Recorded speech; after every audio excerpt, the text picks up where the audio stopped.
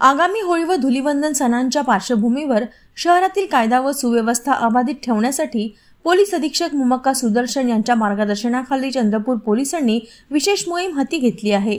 या मोहिमेदरम्यान ठरवून दिलेल्या वेळेपेक्षा जास्त वेळ उघडे राहणाऱ्या आस्थापनांवर पोलिसांनी कारवाई केली। अशा आस्थापनांमुळे कायदा सुव्यवस्थेचा प्रश्न निर्माण होत असल्याच्या तक्रारी पोलिसांना मिळाल्या होत्या। विशेष म्हणजे 3 दिवसांपूर्वीच एका बारमध्ये किरकोळ वादातून पोलीस शिपायाची हत्या झाली होती। त्यामुळे धार्मिक सणांमध्ये कुठलीही अनुचित घटना घडू नये म्हणून पोलिसांनी उपाययोजना सुरू केल्या आहेत। माननीय पोलीस अधीक्षक साहेब यांच्या मार्गदर्शनानुसार आणि सूचनेनुसार आगामी जे सण उत्सव आहेत, होळी वगैरे आहे, 1-2 दिवसानंतर होळी धुलीवंदनचा सण साजरा होत आहे।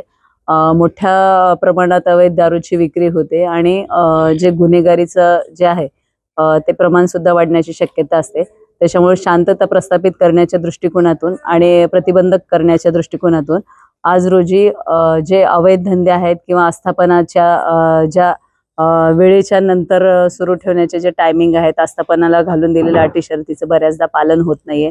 त्याकरिता असा हा स्पेशल ड्राईव्ह घेण्यात येत आहे।